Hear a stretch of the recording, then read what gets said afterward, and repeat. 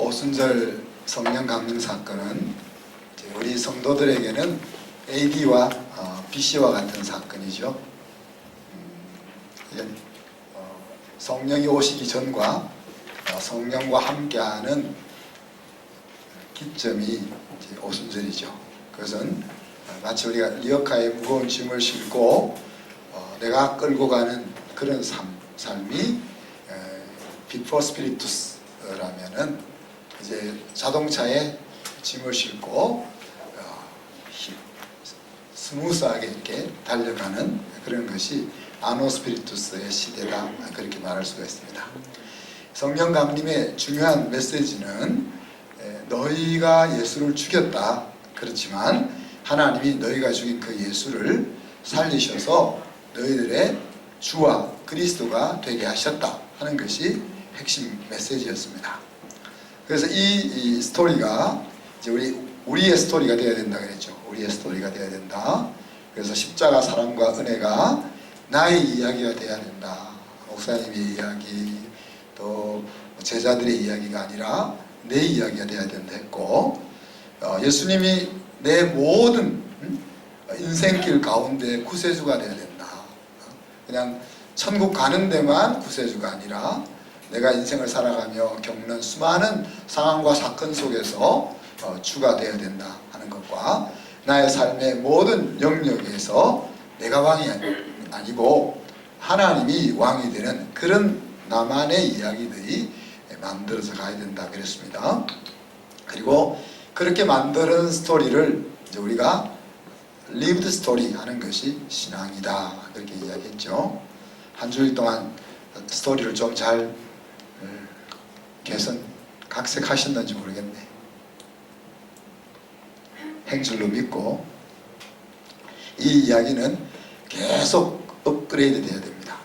예를 들어서 우리가 글을 쓸 때 글이 부족해서 다시 리바이스하고 이런 차원에서 업그레이드가 아니라, 오늘 쓰여진 우리의 이야기가 완전한 것이지만 그 이야기가 업그레이드 되어진다는 것은 이제 하나님과의 스토리가 더 깊어지는 것, 더 넓어지는 것, 그런 것을 이제 의미한다고 말할 수 있겠죠.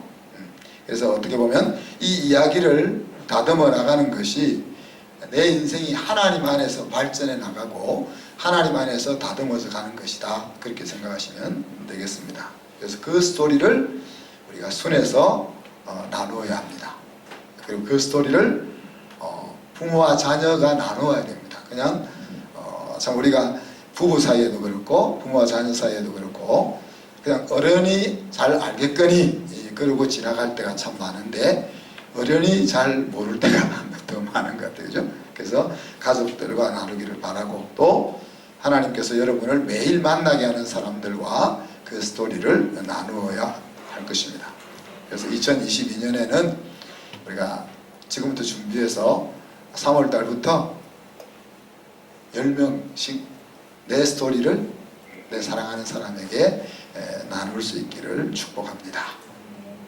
자, 오늘은 이 베드로의 스토리를 통해서, 베드로의 스토리를 들은 사람들에 의해서 신약 교회가 시작되는 이야기입니다. 사도 베드로가 너희가 예수를 죽였다. 그렇지만 하나님이 그 예수를 너희의 주와 그리스도가 되게 살리셨다 라고 외쳤을 때 그 소리를 들었던 청중들 사이에서 변화가 일어났습니다. 어떤 변화가 일어났습니까? 자, 이제 오늘 이 사도행전 2장 마지막부터 이제 제자들을, 11제자들을 제자라 부르지 않고 사도라고 부릅니다. 이제부터는 오순절 성령을 받은 이후로부터 이들을 사도라고 부릅니다. 사도란 말은 특별한 목적을 가지고 세움을 입어서 보내심을 받은 일꾼을 가리켜서 사도라, 그렇게 말합니다. 제자들을 예수님께서 세상으로부터 불러내셨다면 성령의 강림을 통해서 그 제자들을 다시 세상으로 보내는 것이 오순절 성령 강림의 중요한 또 의미이기도 하죠. 그죠? 자, 그런 의미에서 비전과 사명을 우리가 가지고 있다면 우리도 사도라 불리울 수 있다. 근데 이때 이제 우리가 주의해야 될 것은 우리가 사도권을 가지고 있다 이런 의미는 아닌 겁니다. 베드로의 사도권이 교황에게 넘어갔고 그 사도권이 계속 오늘날까지 이어오고 있다 이렇게 생각을 하면 잘못된 것이다. 그죠? 그러니까 신사도주의 운동을 하는 사람들처럼 우리가 11사도와 같다 이런 의미는 아니라는 이야기입니다. 사도처럼 살 수 있고 사도들이 일으켰던 역사를 우리도 일으킬 수 있지만은 그렇지만 우리가 사도라는 말은 아니라는 이야기죠. 마치 오순절 성령의 단회성과 영속성에 대해서 말씀드린 것과 같은 맥락입니다. 오순절 성령의 강림이 일회성적인 차원이 있는 것과 마찬가지로 사도들이 오늘 하나님으로부터 사도라 불리우는 것도 일회적인 사건이라는 이야기입니다. 그리고 오순절 성령이 사도들에게만 임한 것이 아니라 그 성령이 오늘날 수천 년을 지나 우리에게까지 임하고 있고 또 그 성령이 계속 우리를 만나시고 역사하신다는 차원에서 영속성이 있는 것처럼 우리가 예수님의 그 11사도처럼 사도들의 권위를 가지고 있지는 않지만은 그 흐름이 우리에게까지 이어져 오고 있다. 이런 이제 두 가지 측면이 있다는 이야기입니다. 예수님께서 제자들에게 성령이 너희에게 임하면 내가 한 일보다 너희들은 더 큰 일을 할 거야 라고 말씀하셨잖아요. 그 말씀이 제자들이 예수님이 된다는 말도 아니고 제자들이 예수님보다 더 위대하다는 말 아니죠. 그런 맥락에서 우리도 사도라 불리움을 받을 수 있다는 것을 이해하시면 되겠습니다. 자, 그런데 이제 이 베드로의 스토리를 들었던 사람들에게서 어떤 역사가 일어납니까? 말씀을 들으면서 마음이 찔림이 일어났다 그랬습니다. 그래서 형제들아 우리가 어찌할꼬 하는 것으로 이어집니다.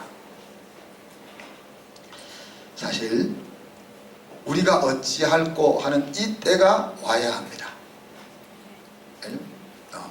예수가 그리스도라 너희가 예수를 죽였다. 그렇지만 하나님이 예수를 살려서 너희의 주와 그리스도가 되게 하셨다 라고 지적될 때 하나님 그럼 형제요 그럼 나는 어떻게 하면 좋아요? 라는 이 고백이 나와야 된다. 그래서 이 때가 오기까지 사실 우리가 스토리를 이야기하면서 시간과 수고를 기울여야 하는 겁니다. 마치 잠열이 계속 열을 공급해서 에너지를 공급해서 100도가 되어서 물이 수증기로 올라갈 때까지 물의 변화는 없지만 눈으로 보이는 변화는 없지만은 계속해서 에너지가 축적되어지는 것처럼 우리가 하나님과 만난 그 스토리를 우리의 이웃들에게 우리의 사랑하는 가족들에게 이야기할 때 한 번, 두 번, 10번, 20번 이야기해서 듣지 않는다고 해서 그것이 안 되는 것이 아니라 마치 에너지를 물에 계속 공급하는 것처럼 어느 시점이 되면 우리가 어찌할꼬가 나온다는 이야기입니다. 그죠? 그러니까 우리가 어찌할꼬 하는 시점까지가 우리가 하나님과 만난 스토리를 지속적으로 이야기해야 되는 시점이다. 찔림을 받는다고 우리가 어찌할꼬로 이렇게 나오지 않습니다. 사도행전 7장에 가면 스데반의 스토리가 나오잖아요. 제가 읽어드릴게요. 목이 곧고 마음과 귀에 할례를 받지 못한 사람들아 너희도 너희 조상과 같이 항상 성령을 거스르는도다. 너희 조상들이 선지자들 중에 누구를 박해하지 아니하였느냐?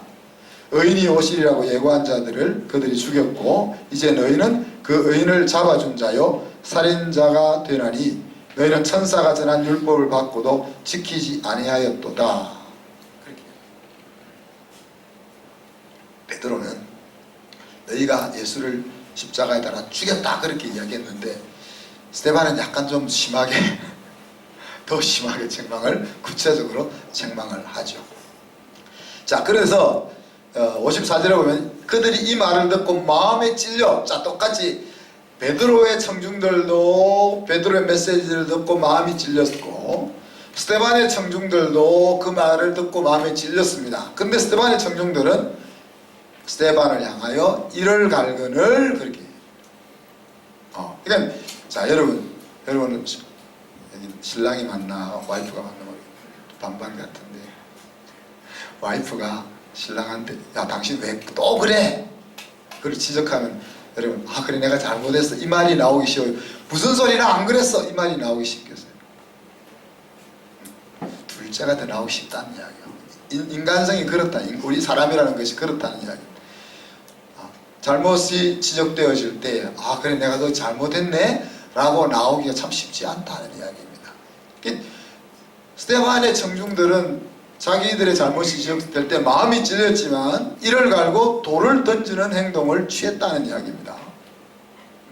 그렇지만 오늘 베드로의 청중들은 마음에 찔려서 형제들아 우리가 어찌할꼬 이렇게 나왔다는 이야기죠. 저는 이렇게 우리가 어찌할꼬로 나오는 것이 은혜라고 생각됩니다. 하나님의 나라는 구걸하는 것이 아니죠.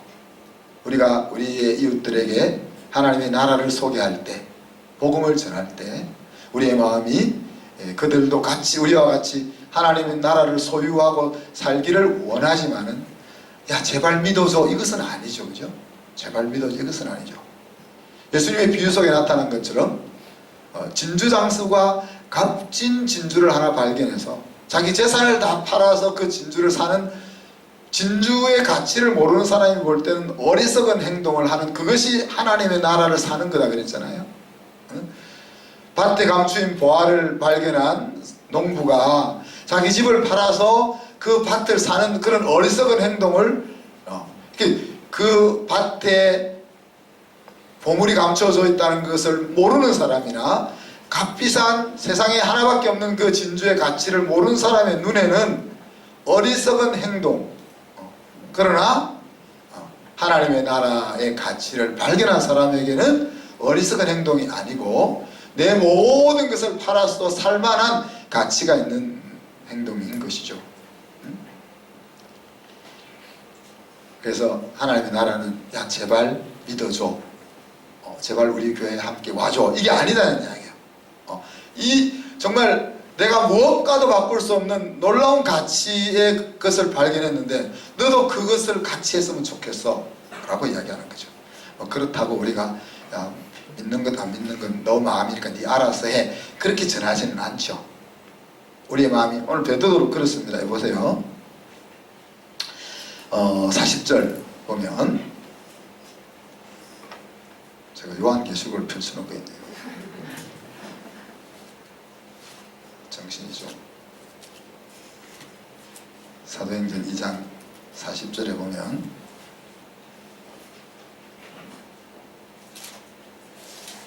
자 같이 한번 읽어볼까요? 또 여러 말로 확정하며 권하여 이르되 너희가 이 패역한 세대에서 구원을 받아라 그랬습니다. 자 무슨 말입니까?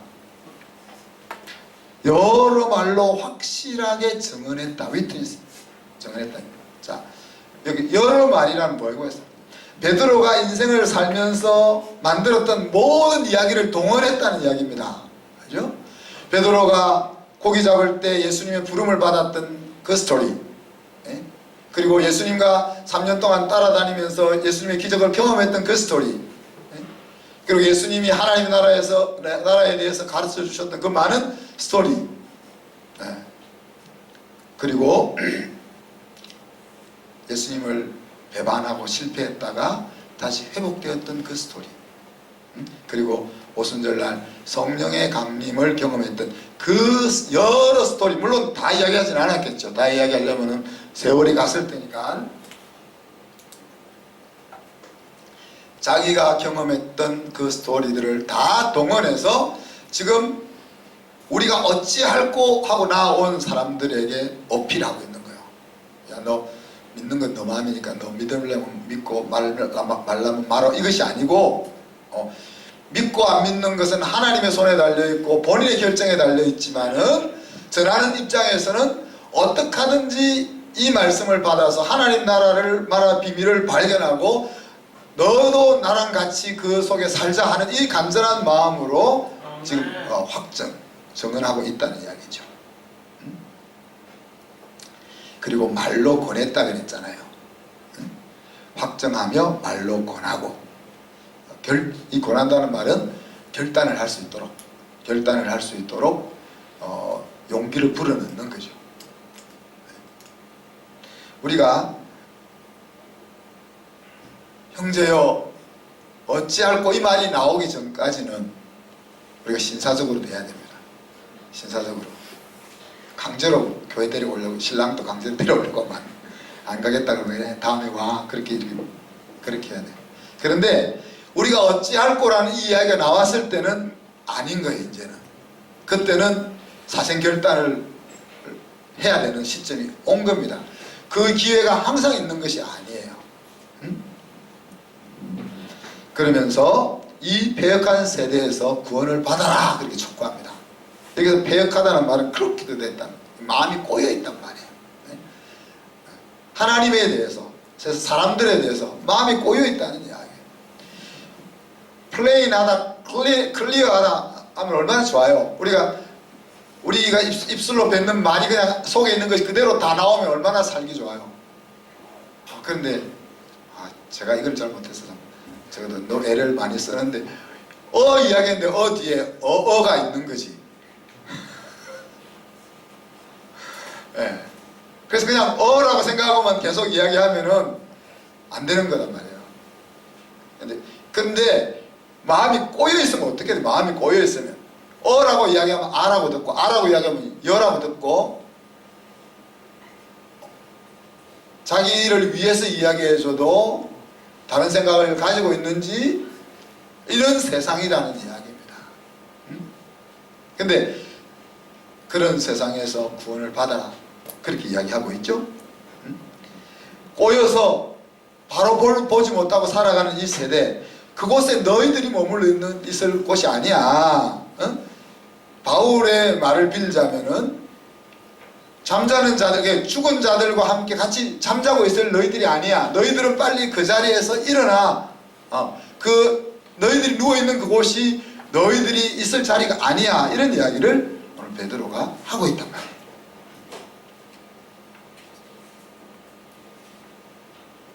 결단을 촉구한다는 이야기입니다. 결단을 촉구하는 것은 마치 우리가 낚시를 할 때 낚시줄에다가 바늘을 묶어두는 것과 같다, 그런 비유를 씁니다. 바늘이 없이 우리가 낚시줄을 내려본들, 100년을 내려본들 고기는 안 잡히겠죠. 우리가 하나님의 스토리를 이야기만 해준다고 해서 끝나는 것이 아니라는 이야기. 우리가 하나님의 스토리를 이야기할 때 때가 차서 우리가 어찌할 거라고 반응을 보이면은 그때는 어찌해야 될지에 대한 제시를 구체적이고 도전적으로 해줘야 된다 하는 이야기입니다. 여러분이 이 자리에 앉아 있는 것이 쉬운 일입니까? 여러분 이 자리에 앉아 있는 것이 쉬운 일입니까? 저는 예수 믿은 지가 지금 20살 때 예수 믿었으니까 이제 45년이 됐는데, 45년이 지나고 나니까 이 믿는 것이 자연스럽지만 45년 전으로 돌아가면 예수 믿는 것은 전혀 불가능한 일이에요. 인생을 자기 힘으로 살아야지 무슨 다른 사람의 도움을 받아서 사는 겁니까? 여러분, 그래요? 문제가 있으면 자기가 뚫고 해결을 해야지 무슨 하나님의 도움을 받아서 해결을 하는 겁니까? 내 인생은 내가 책임지고 내가 살아가야지 하나님이 내 인생을 책임지고 내 길을 인도하신다, 이게 가당키나 한 일입니까? 그럼 지금 오래 교회 다녀가지고 다 잊어버리신 것 같은데, 최근에 교회 다니기 시작한 우리 미스터 조, 또 뒤에 또 미스 조, 저분들 생생한, 내가 왜 이 자리에 앉아있지? 내가 왜 이 자리에 앉아있지? 그러니까 이 자리에 그냥 예를 들어서 교회에 나와주는 거는 쉽죠, 그죠? 교회에 나와주는 건 우리 사라 자매가 그랬잖아. 여보, 당신 나 결혼 선물 예배 한 번 드리면 좀, 또 그런다고 또 오는 신랑도 또 대단한 것 같아요. 그래서 내가 너무 푸시하지 마라 그랬. 열매가 안 익었을 때 따려고 하면 상하거든요. 그래서 푸시하지 마라. 이야기하다 이제 멍뚱한 거죠.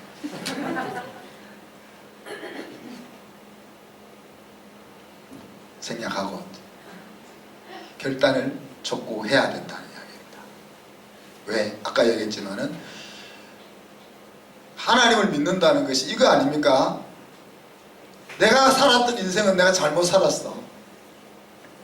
그리고 이제 새롭게 내 인생을 시작할 거야. 이건데 누가 이런 결단을 내릴 수가 있겠어요, 여러분?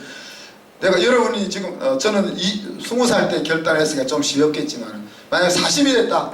40이 된 사람에게 당신 40년 동안 살은 거 잘못 살았고 이제부터 다시 살아야 돼 라고 이야기한다면 60이 된 사람에게 당신 60 인생을 헛거고 이제 다시 살아야 돼 라고 이야기한다면 그것이 쉬운 결정이겠냐 하는 이야기입니다. 그렇기 때문에 우리가 하나님 앞에 섰을 때 이 마음이 굉장한 갈등과 번민이 있는 거죠. 우리가 어찌할꼬 이럴 때 한쪽 마음은 어찌할 거지만은 우리가 있던 자리에 계속 있고 싶은 사람이잖아요, 우리 인간들이. 하나님이 주시는 구원의 선물을 던져줘야 되는 것이고 그 선물을 그냥 덥석 손으로 받을 수 있도록 촉구해야 된다 하는 이야기입니다. 우리가 어찌할꼬 하는 역사가 일어났을 때 그 역사에 대한 대답을 베드로는 알고 있었습니다. 여러분도 알고 있죠? 뭡니까? 회개하고 성령 세례를 받아라. 그러면 성령을 선물로 받게 될 거다. 그랬습니다. 다르게 이야기하면 살 길을 알려주는 거죠. 38절에 보면 그 살 길은 회개하는 것이고 또 뭉뚱그리가 아니고 각각 예수 그리스도의 이름으로 세례를 받는 것이고 또 그러면 죄 사함을 얻는 것이고 그래서 성령을 선물로 받는 것이 우리가 어찌할 거에 대한 대답이다. 그렇게 얘기하죠. 회개한다는 것은 마음을 바꾼다, 돌아선다는 이야기죠. 가던 길을 돌아선다는 이야기입니다. 네? 마음의 변화에서부터 시작해서 행동의 변화까지가 포함된 것을 말합니다. 마음이 변해도 행동이 따르지 않을 수가 있습니다. 너무 깊이 그 생활에 너무 깊이 젖어 있으면 야 내가 이렇게 살아서는 안 되지 라고 마음을 먹으면서도 발을 못 빼는 경우가 있죠. 반면에 행동은 변했는데 중심이 바뀌지 않을 수도 있어요. 교회는 나오는데 우리 혜진장의 신랑 끌려서 교회는 나오잖아. 끌려서가 아니라 성령의 인도하심으로 자원해서 나오기 시작했잖아요. 근데 마음까지가 아직 못 바뀌면은 어느 시점이 되면 다시 또 돌아간다는 이야기죠. 그래서 내용과 껍질이 같이 변화되는 것이 필요한 겁니다. 이것을 성경은 생명 얻는 회개라 그렇게 이야기합니다. 생명 얻는 회개는 세상을 향해 가던 마음과 생활이 하나님께로 180도 돌이켜지는 것을 이야기합니다. 이것은 마치 오순절 성령의 강림이 한 번밖에 없는 것처럼 우리 각자에게 영원히 한 번만 있으면 되는 사건입니다. 그죠? 세상으로 향했던 내 마음이 하나님께로 돌이키는 것은 한 번밖에 일어나지 않는 사건입니다.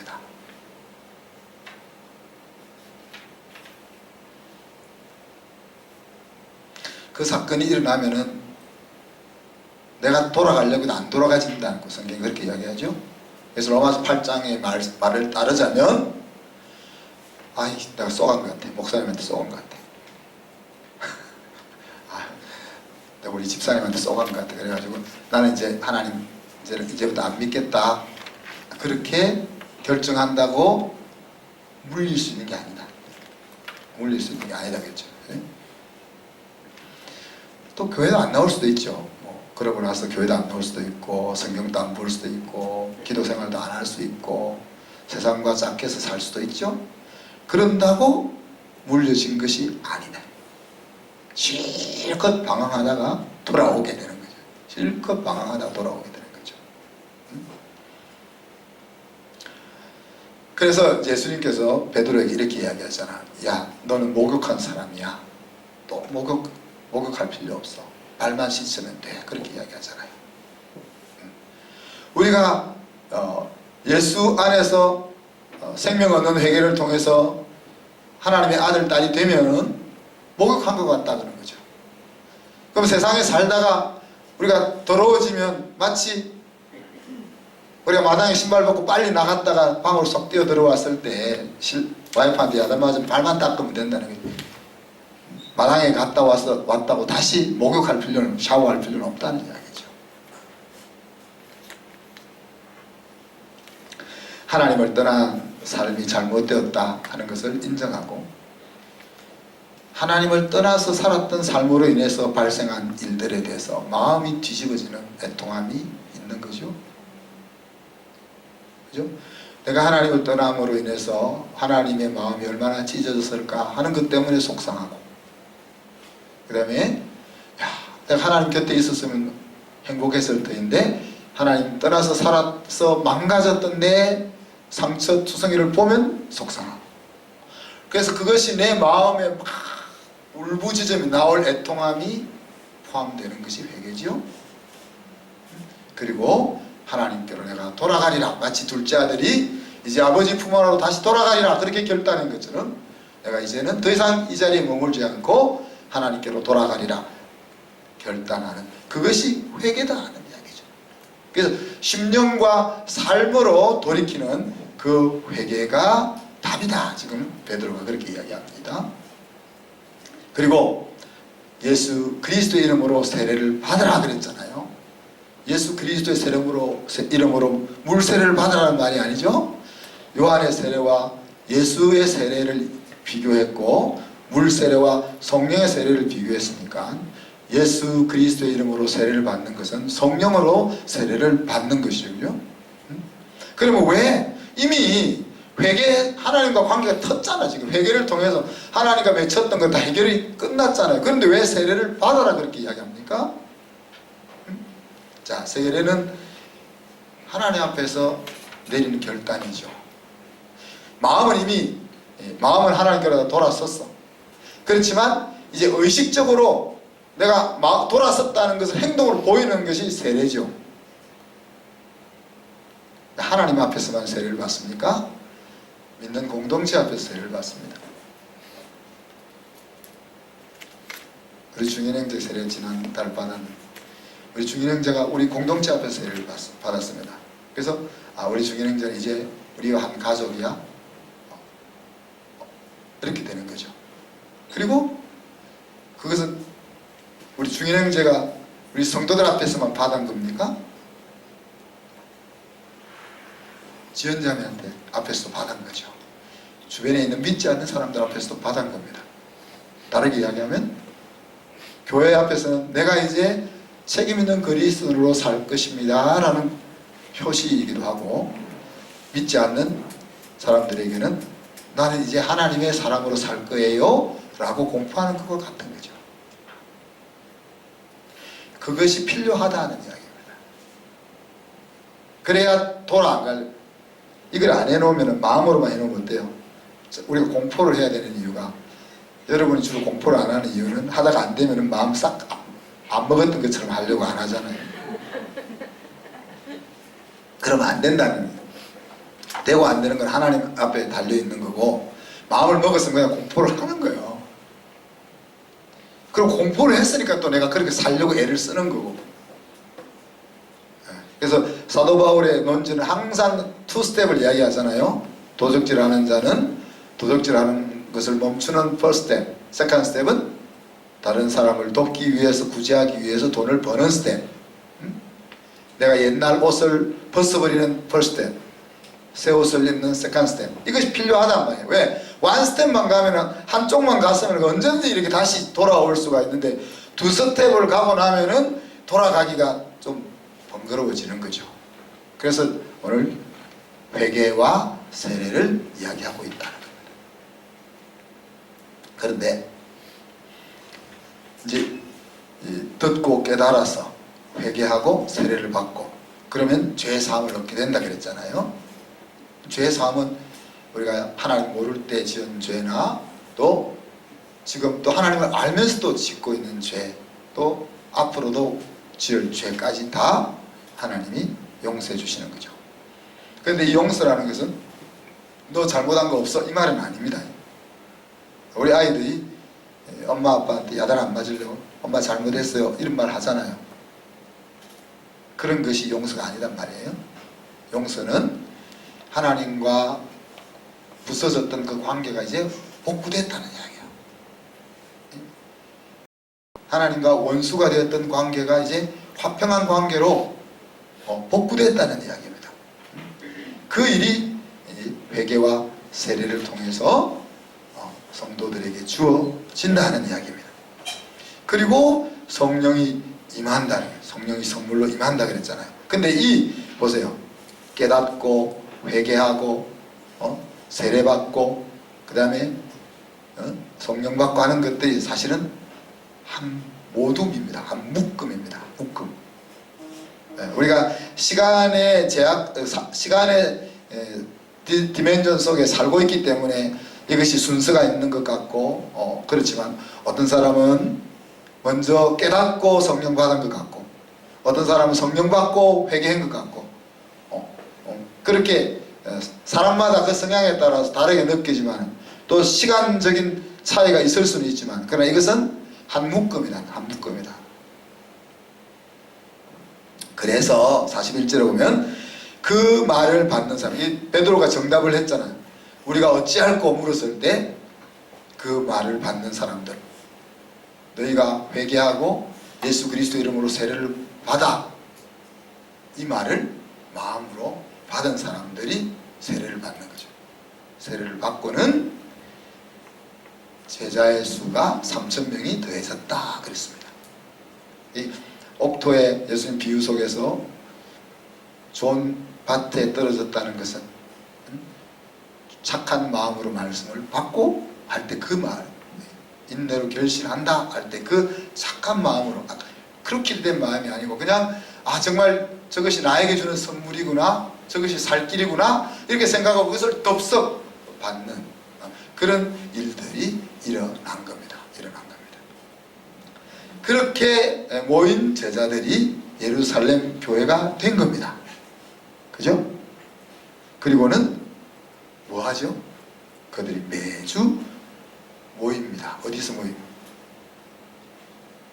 이스라엘 가니까 3,000명이 모일 만한, 예루살렘에 3,000명이 모일 만한 홀이 없더라고요. 그럼 어디서 모였을까? 어디서 모였을까요, 여러분? 매주 자기 동네에서 함께 모입니다. 큰 집에 있어 모입니다. 그래서 제가 우리 미경자매 큰 집을 달라고 기도해도 죄가 아니다 그래요. 하나님, 우리 집에서 순원들이 20명이 돼도 다 와서 먹고 즐길 수 있게 해주세요. 그럼 20명 모일 집 같으면 더 청소할 일이 많겠지만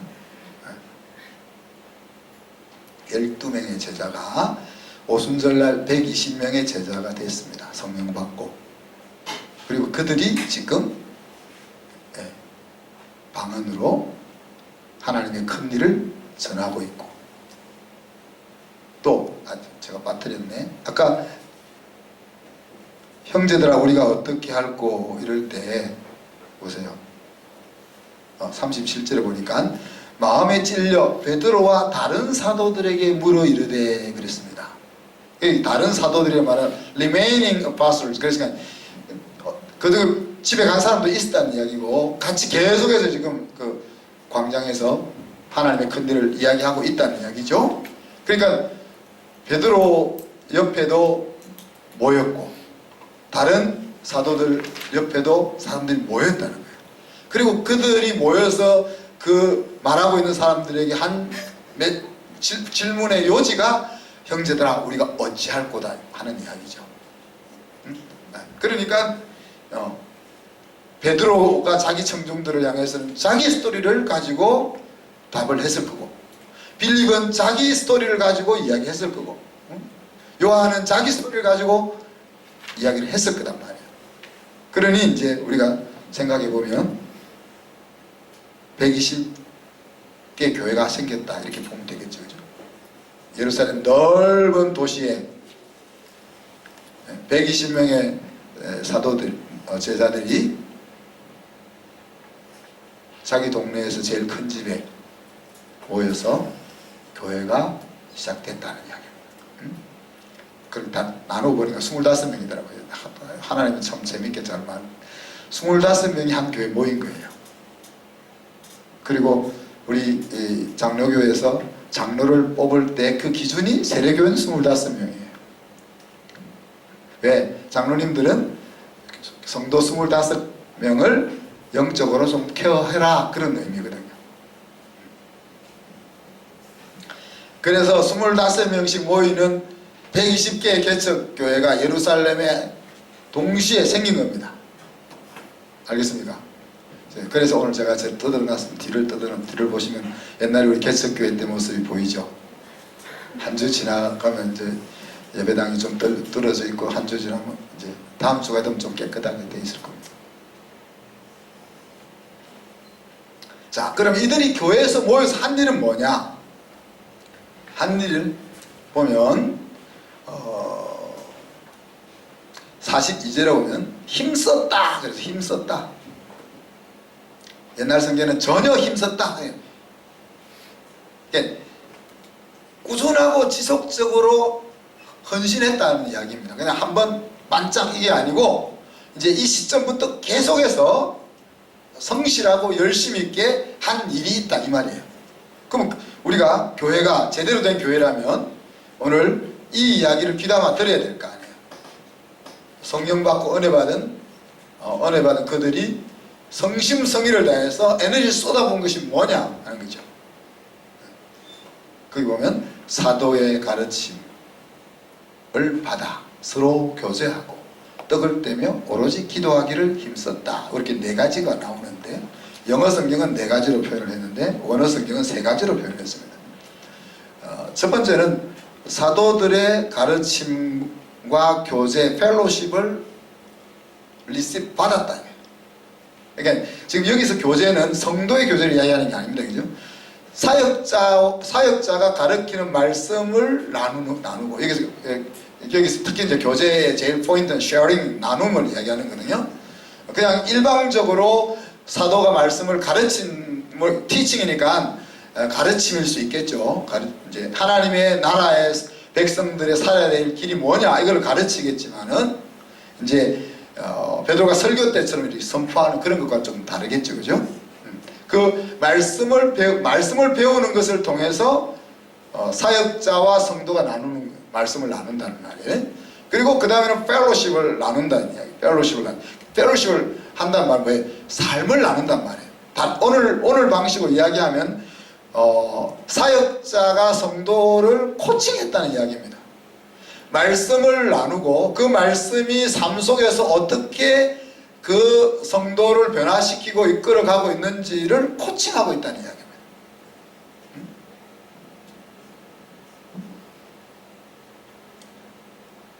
그 다음에 두 번째는 떡을 떼고 그랬잖아요.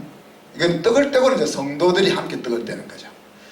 첫 번째 나눔은 사역자와 성도들과의 관계고, 떡을 떼는 것은 이제 공동체 성도들과의 관계입니다. 떡을 떼는 것은 성찬과 애찬 둘을 포함한다, 그렇게 볼 수 있겠죠. 그래서 그리스도의 몸과 몸에 참여하는 겁니다. 그래서 살과 피를 먹고 마신다, 그런 표현을 썼잖아요. 자, 그러면 성찬이라는 것이 그냥 우리가 이제 코로나라서 성찬을 제대로 잘 못했는데, 성찬이라는 것이 이렇게 모여서 예배 드릴 때 떡 떼고 포도주 마시고 그게 성찬이냐? 물론 아까 세례처럼 그것이 예식으로 성찬은 맞죠. 그러나 성찬의 포괄적인 의미는 뭡니까? 주가 이 땅에 다시 오실 때까지 기념하는 것이다. 주의 죽으심을 기념하는 것이다 그랬잖아요. 주의 죽으심을 기념하는 것은 예수님이 우리를 위해서 행해 놓으신 그 일을 아까 내 스토리로 만들고 내 스토리를 내 이웃들과 계속 나누는 거단 말이야. 언제까지? 주님이 이 땅에 다시 오실 때까지. 그것이 성찬의 의미단 말이야. 그냥 떡 먹고 포도주 마시고 성찬 하나님 감사합니다 이렇게 마음에 이 아니고, 그것과 함께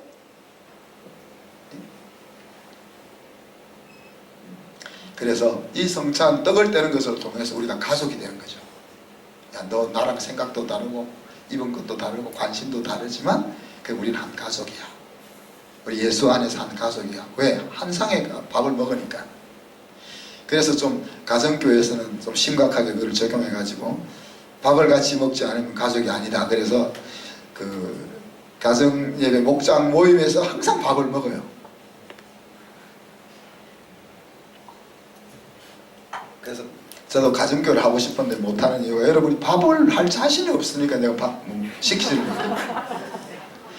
뭐 반찬 사먹고 막 이런 거 우리 성식입니다. 이승에 사먹기네 사먹기. 사가서 밥을 먹으면 되잖아, 그치?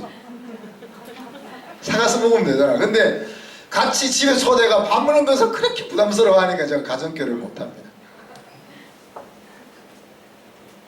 근데 여러분 밥을 아무나 먹지 않잖아요. 밥을 아무하고나 먹지 않잖아요. 물론 뭐 점심때 동료들하고 밥을 때우듯이 그렇게 생존을 위해서 밥을 먹지만은 정말 마음이 통하는 사람하고 같이 시간을 보내면서 밥을 먹잖아요.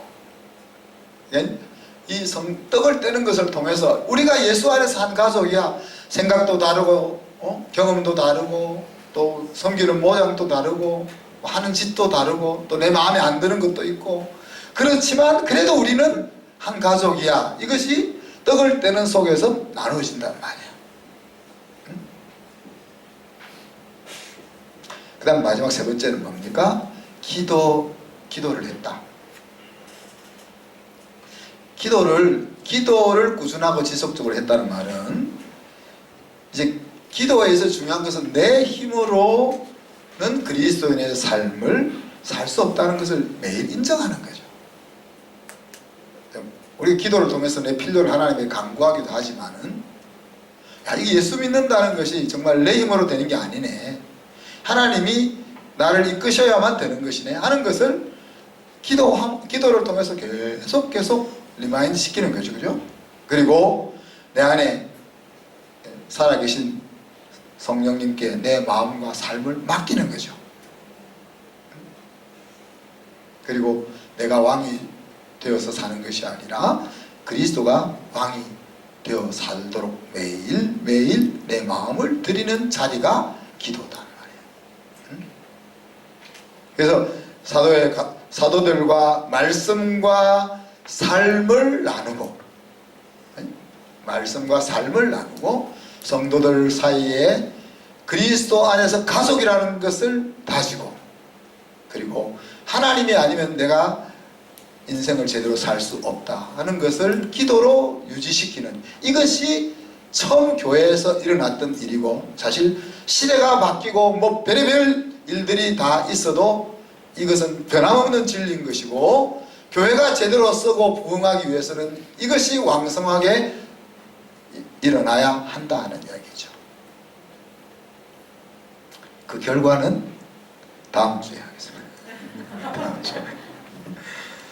네, 말씀을 마무리합시다. 하나님의 나라 일을 전하는 것이 전도잖아요. 하나님의 하신 일을 선포하는 거죠. 그죠? 예수님의 십자가 또 부활해서 우리의 주와 그리스도가 되셨다 하는 그것을 나의 스토리로 만들어서 그것을 내 주변의 사람들에게 계속 이야기하는 것이 전도입니다. 이것은 우리가 해야 될 일입니다. 네? 오늘 베드로가 너희가 예수를 죽였고 너희가 죽인 예수를 하나님이 살리셔서 주와 그리스도가 되게 했다라고 외친 것처럼 예수님이 제자들에게 나를 따라오너라 그러면 내가 너희로 사람 낚는 어부가 되게 하리라 말씀하셨을 때 제자들이 할 일은 예수님 따라가는 겁니다. 그러면 예수님이 할 일은 따라오는 애들이 머리가 똑똑하든 머리가 없든 사회성이 있든 없든 말씀을 잘 전하든 못하든 걔를 열매 맺는 전도자로 만드는 것은 예수님이 할 일인 거죠. 우리가 할 일은 마이 스토리를 만들어서 내 옆에 있는 사람에게 그거를 이야기하는 거가 우리가 할 일. 잘하느냐 못하느냐는 우리가 책임질 일이 아니에요. 없는 은혜를 만들어서 이야기할 수 없잖아요. 그냥 내가 알고 있는 스토리를 이야기할 수밖에 없는, 내가 알고 있는 스토리를 부지런히 이야기하는 것이 우리가 할 일이고, 하나님이 할 일은 우리의 스토리를 들은 사람이 어찌할꼬 라고 마음먹게 하고 세례받도록 나오게 하는 것은 하나님이 하실 일이다. 우리는 하나님의 나라를 전파하면서 우리가 어찌할꼬 그 소리가 나올 때까지 뭐 하는 거예요? 계속 전하는 겁니다. 계속 전하는 거예요.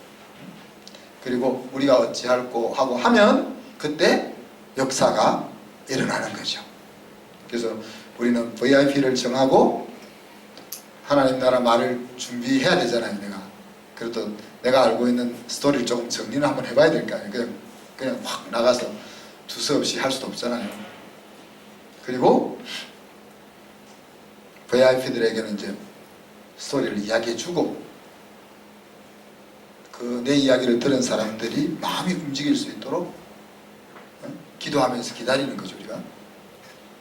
그리고 기회가 되면 또 계속 전하고, 한 사람에게 계속 전할 수도 있고, 나는 한 나무를 찍느니 다른 나무를 찾는다. 그러니까 10번 찍어 안 넘어간 나무 없다. 그런 사람도 있지만은, 야 무슨 10번을 찍어 10번 10나무를 찾겠다 이런 사람도 있잖아요. 그런 것처럼 한 사람에게 계속 스토리를 이야기해 줄 수도 있고, 또 이 사람 저 사람에게 계속 스토리를 이야기해 줄 수도 있는 거죠. 이것을 우리가 주장할 수 없는 것이, 사람의 변화는 우리의 수고나 우리의 능력으로 되는 것이 아니에요. 하나님이 하시는 일들이기 때문에 우리가 어느 것이 옳고 어느 것이 나쁘다 그렇게 말할 수 없는 거죠. 2022년 한 해 동안에 이런 역사들이 일어나기를 기대합니다. 초대교회와 같이, 그래서 우리 교회가 사도적 가르침과 신앙의 코칭이 사역자들과 성도들 사이에 좀 일어나기를, 더 왕성하게 일어나기를, 그리고 예수 안에서 한 가족이 되는 그 경험이 더 깊이 있게 경험되기를, 그리고 기도를 통해서 하나님이 왕이 되게 하는 그런 교회가 될 수 있기를 주님의 이름으로 축복합니다. 이 시간 우리가 말씀 생각하면서 우리 예루살렘의 초대교회처럼 우리 교회가 그런 교회로 더 발전해 갈 수 있도록 합심해서 한번 기도하겠습니다.